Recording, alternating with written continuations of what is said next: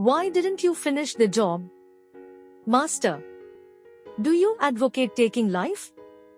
No, but the death blow already had been struck in your mind. I don't understand. Patanjali's meaning was the removal of desire to kill.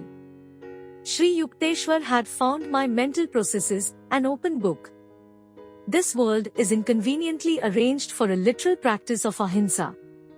Man may be compelled to exterminate harmful creatures. He is not under similar compulsion to feel anger or animosity.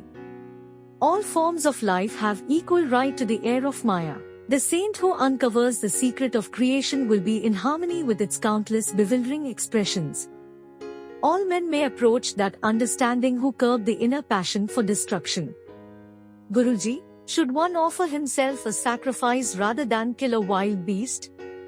No, man's body is precious. It has the highest evolutionary value because of unique brain and spinal centers. These enable the advanced devotee to fully grasp and express the loftiest aspects of divinity. No lower form is so equipped. It is true that one incurs the debt of a minor sin if he is forced to kill an animal or any living thing. But the Vedas teach that wanton loss of a human body is a serious transgression against the karmic law. I sighed in relief. Scriptural reinforcement of one's natural instincts is not always forthcoming. It so happened that I never saw Master at close quarters with a leopard or a tiger. But a deadly cobra once confronted him, only to be conquered by my Guru's love. This variety of snake is much feared in India, where it causes more than 5,000 deaths annually. The dangerous encounter took place at Puri, where Sri Yukteswar had a second hermitage, charmingly situated near the Bay of Bengal.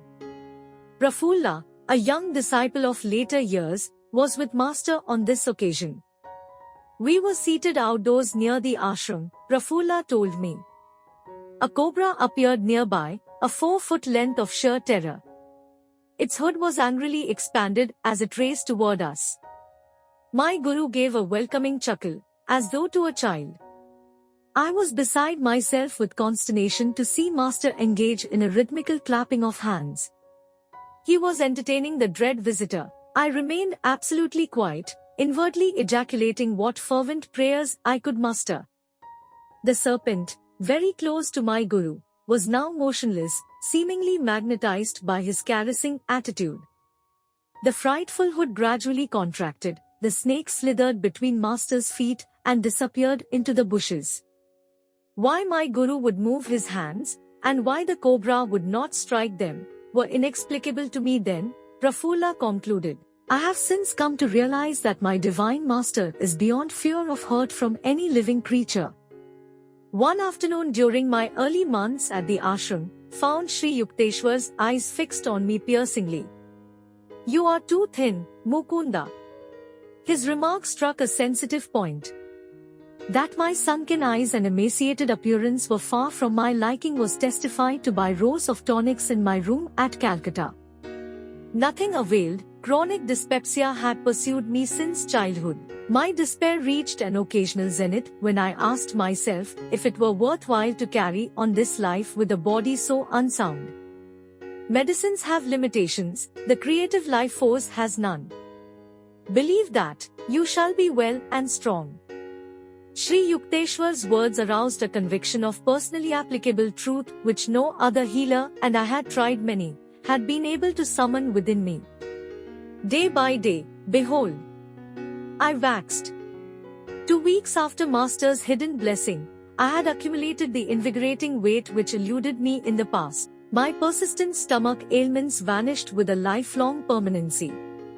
On later occasion I witnessed my Guru's instantaneous divine healings of persons suffering from ominous disease tuberculosis, diabetes, epilepsy, or paralysis. Not one could have been more grateful for his cure than I was at sudden freedom from my cadaverous aspect. Years ago, I too was anxious to put on weight, Sri Yukteswar told me. During convalescence after a severe illness, I visited Lahiri Mahashaya in Benares. Sir, I have been very sick and lost many pounds. I see, Yukteswar, you made yourself unwell, and now you think you are thin. This reply was far from the one I had expected. My guru, however, added encouragingly, "Let me see, I am sure you ought to feel better tomorrow." Taking his words as a gesture of secret healing toward my receptive mind, I was not surprised the next morning at a welcome accession of strength. I sought out my master and exclaimed exultingly, "Sir, I feel much better today." "Indeed. Today you invigorate yourself." "No, master," I protested.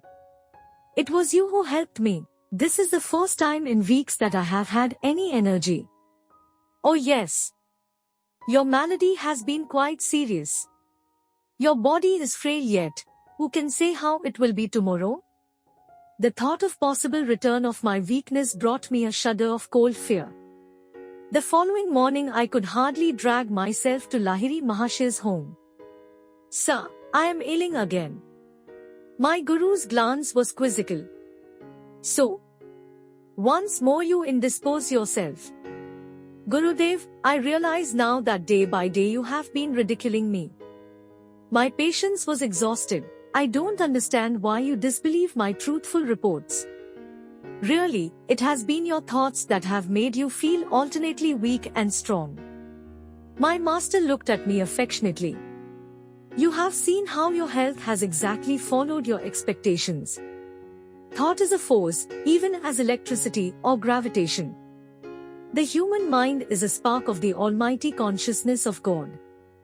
I could show you that whatever your powerful mind believes very intensely would instantly come to pass." Knowing that Lahiri Mahashaya never spoke idly, I addressed him with great awe and gratitude. "Master, if I think I am well and have regained my former weight, shall that happen?" "It is so, even at this moment." My guru spoke gravely, his gaze concentrated on my eyes. Lo! I felt an increase not alone of strength but of weight. Lahiri Mahashaya retreated into silence. After a few hours at his feet, I returned to my mother's home, where I stayed during my visits to Benares. "My son, what is the matter? Are you swelling with dropsy?" Mother could hardly believe her eyes. My body was now of the same robust dimensions it had possessed before my illness. I weighed myself and found that in one day I had gained 50 pounds, they remained with me permanently. Friends and acquaintances who had seen my thin figure were aghast with wonderment. A number of them changed their mode of life and became disciples of Lahiri Mahashaya as a result of this miracle. My guru, awake in God, knew this world to be nothing but an objectivized dream of the Creator. Because he was completely aware of his unity with the divine dreamer, Lahiri Mahashaya could materialize or dematerialize or make any change he wished in the cosmic vision.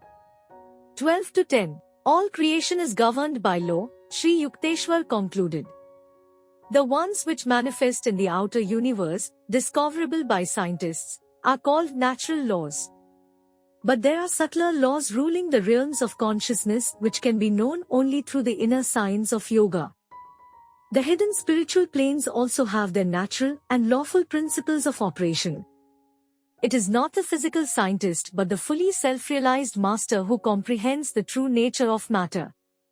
Sri Yukteswar was a peerless interpreter of the scriptures. Many of my happiest memories are centered in his discourses.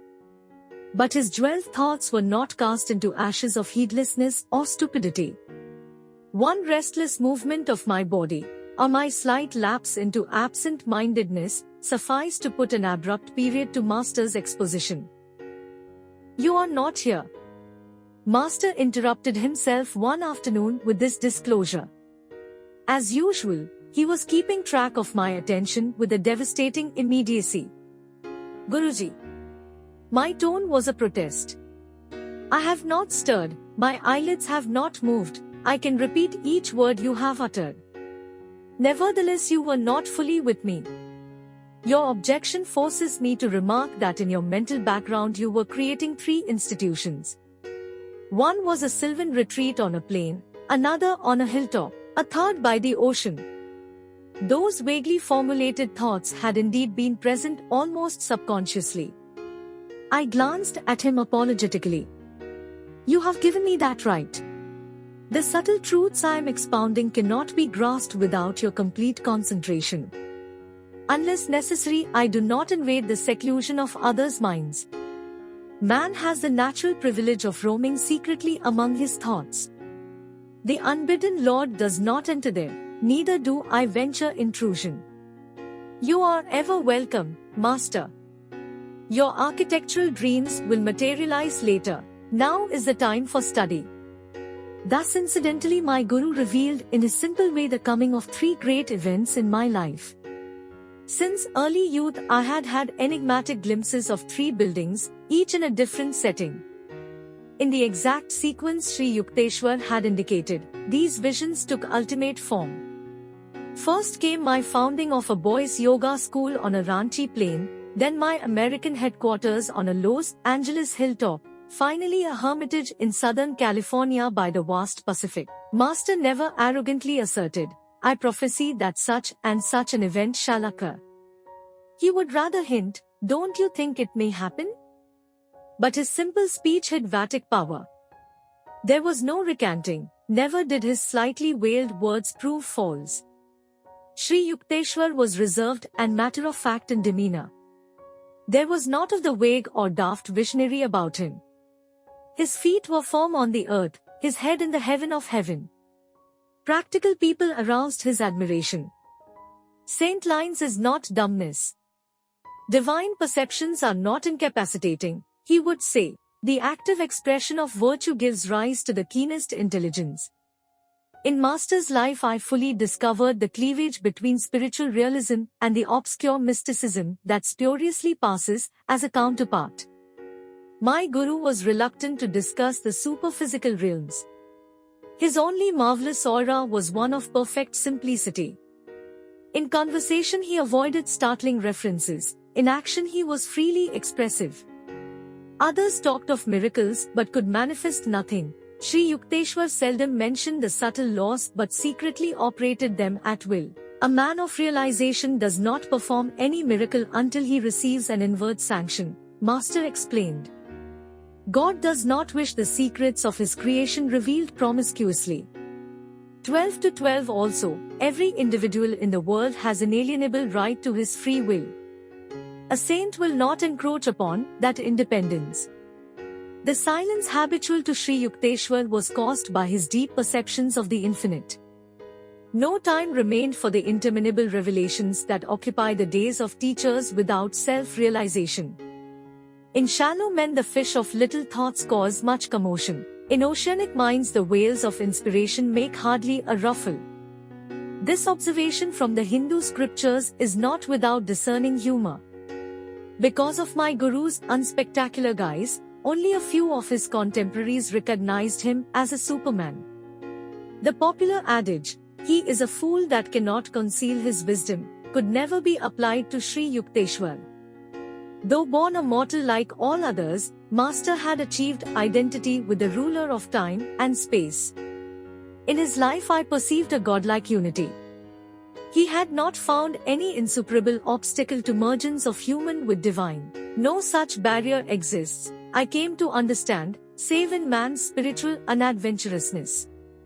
I always thrilled at the touch of Sri Yukteswar's holy feet. Yogis teach that a disciple is spiritually magnetized by reverent contact with the Master. A subtle current is generated.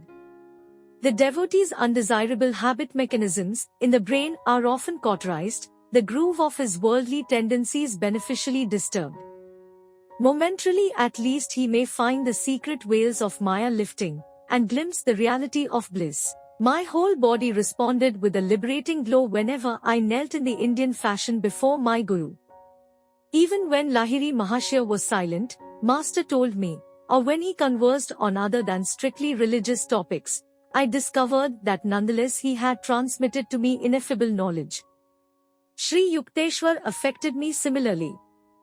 If I entered the hermitage in a worried or indifferent frame of mind, my attitude imperceptibly changed. A healing calm descended at mere sight of my Guru. Every day with him was a new experience in joy, peace, and wisdom. Never did I find him deluded or intoxicated with greed or emotion or anger or any human attachment.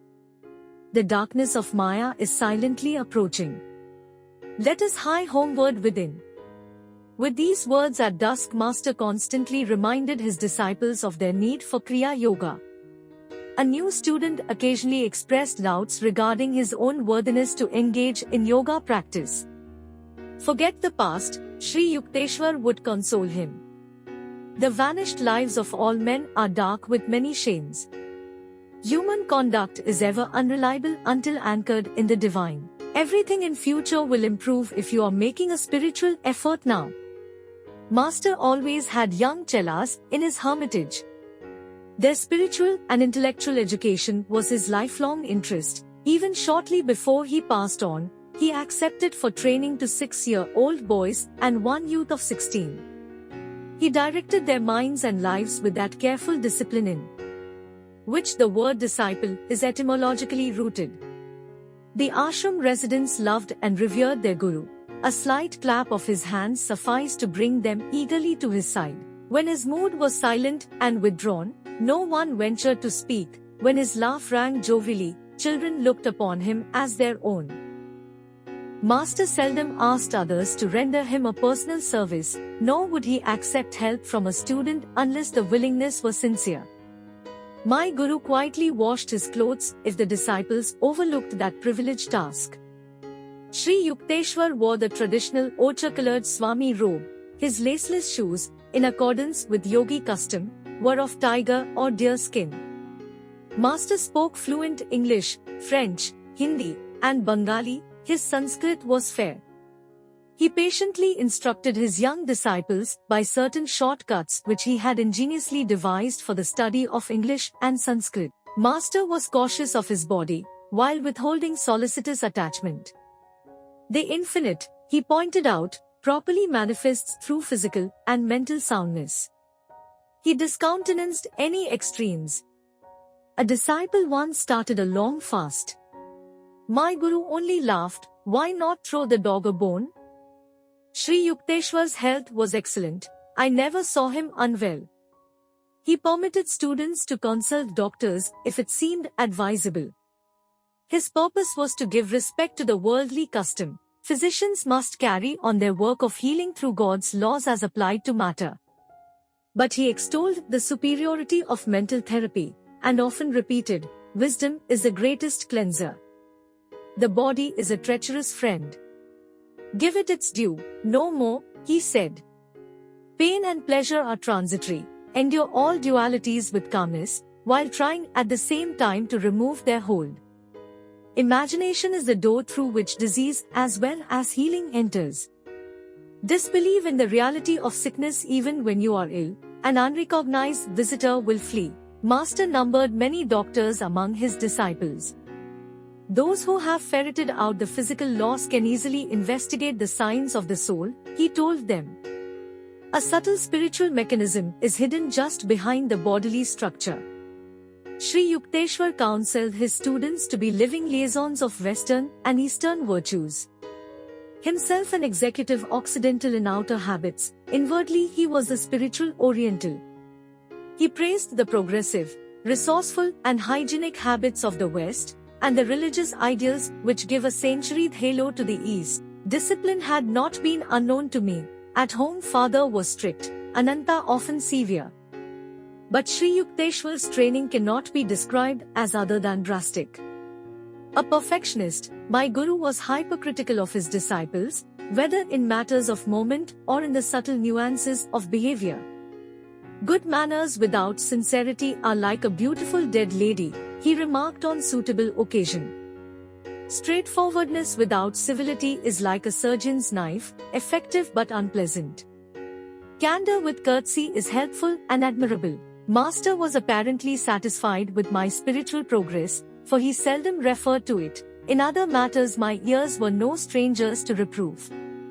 My chief offenses were absent-mindedness, intermittent indulgence in sad moods, non-observance of certain rules of etiquette, and occasional unmethodical ways. Observe how the activities of your father Bhagwati are well organized and balanced in every way. my guru pointed out. The two disciples of Lahiri Mahasaya had met soon after I began my pilgrimages to Serampore. Father and Sri Yukteswar admiringly evaluated the other's worth. Both had built an inner life of spiritual granite, insoluble against the ages. From transient teachers of my earlier life I had imbibed a few erroneous lessons. A chela, I was told, need not concern himself strenuously over worldly duties. When I had neglected or carelessly performed my tasks, I was not chastised. Human nature finds such instruction very easy of assimilation. Under Master's unsparing rod, however, I soon recovered from the agreeable delusions of irresponsibility. Those who are too good for this world are adorning some other, Sri Yukteswar remarked.